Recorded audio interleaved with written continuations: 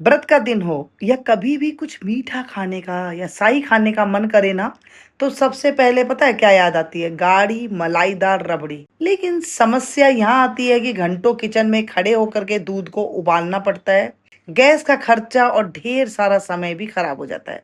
आज मैं आप लोगों के लिए लेकर के आई हूँ सिर्फ 5 मिनट में बनने वाली, बिना किसी मिलावट के, बिना मावा के, घंटों दूध उबाले, एकदम हलवाई जैसी दानेदार शाही मखाना रबड़ी। जैसे आप व्रत में तो खा ही सकते हैं, साथ में यह शरीर को दिन भर के लिए भरपूर, आपके शरीर को ताकत देगी और ठंडक भी देगी। नमस्ते दोस्तों, कैसे हैं आप सब? हमारे किचन में आप सभी का खूब खूब स्वागत है। अगर आप मुझसे कोई बात करना चाहते हैं या अपनी बनाई रेसिपी की फोटो शेयर करना चाहते हैं ना, तो मुझे सोशल मीडिया पर जरूर फॉलो कीजिएगा। तो चलिए बिना किसी तामझाम के ये नायाब और आसान सी रेसिपी शुरू करते हैं।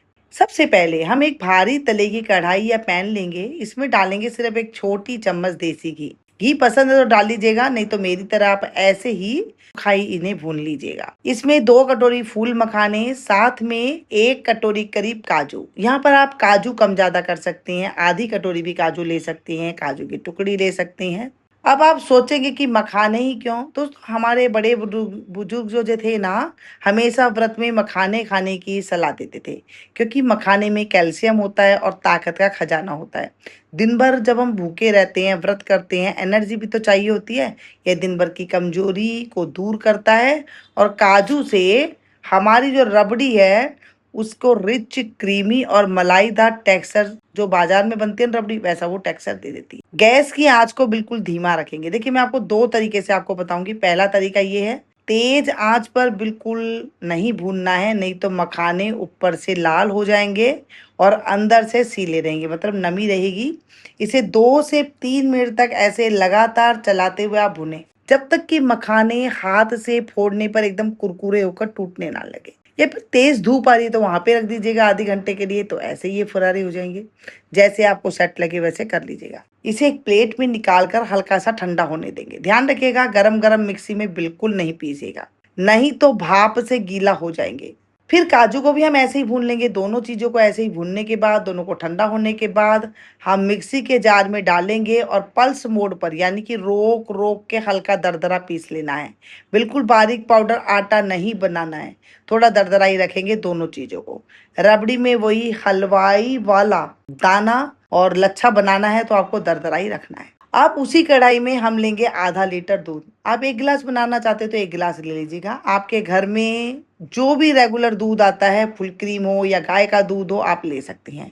दूध में एक बढ़िया उबाल आने दें। अगर उबला हुआ दूध है तो उसको कैसे बनाना है वो बाद में बताऊंगी, पहले ये वाला बता रही हूँ मैं। जैसे ही दूध में उबाल आ जाए, हमने जो मखाना और काजू को दरदरा मिक्स तैयार किया था ना, वो इसमें डाल देंगे।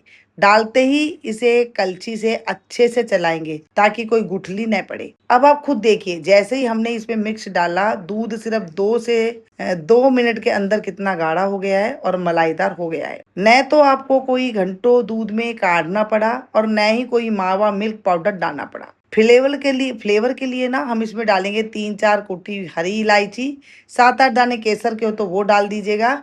इलायची पता है क्या करती है? पेट को ठंडक भी करती है और मीठा जो आपने खाया है ना उसको हजम करने में बहुत फायदा होता है। इसका हजम करने में इसे सहायता करती है। मिठास के लिए यहाँ पर इस्तेमाल कर रही हूँ 2 बड़े चम्मच पीसी हुई धागे वाली मिश्री। जी हाँ, धागे वाली मिश्री ठंडक देती है। अगर वो नहीं है तो आप इसमें देसी खांड का इस्तेमाल कर सकते हैं या फिर इसमें चीनी भी डाल सकते हैं। जो आपके पास है वो आपका इस्तेमाल कर सकते हैं।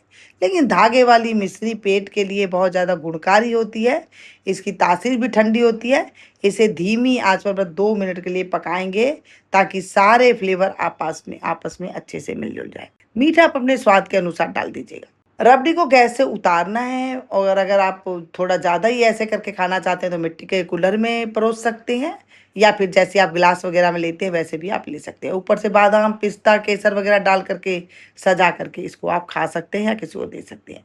नहीं डालना तो ना डालें, सिर्फ वैसे ही आप इसे खा सकते हैं। अब दूसरा आप देखिए, ये ना ठंडी होने के बाद थोड़ी और भी गाढ़ी हो जाती है, तो आप इसे ठंडी करके खाना चाहें तो वैसे भी आप इसे खा सकती हैं। तो आप इसे थोड़ी देर रख दीजिएगा तो ये और भी गाढ़ी हो जाएगी। अब दूसरा जो प्रोसेस है वो ये है कि गिलास का अंदर आप गुनगुना दूध लीजिए और इसके अंदर 3 से 4 चम्मच आप इसमें जो हमने मखाना और काजू का मिक्सर हमने डाला है वो डाल करके और बस घुमा दीजिए। 2 मिनट बाद आप देखेंगे कि ये गाढ़ी-गाढ़ी रबड़ी जैसी हो जाएगी और आप इसको सर्व कर सकते हैं। ये पूरे दिन एनर्जी रखेगी, शरीर को ताकत देगी, कोई बीपी हाई जो लो होता है वो नहीं होने देगी और सारा दिन पेट में गुड़गुड़ाहट जो होती है या पाचन तंत्र खराब हो जाता है वो सही करेगी।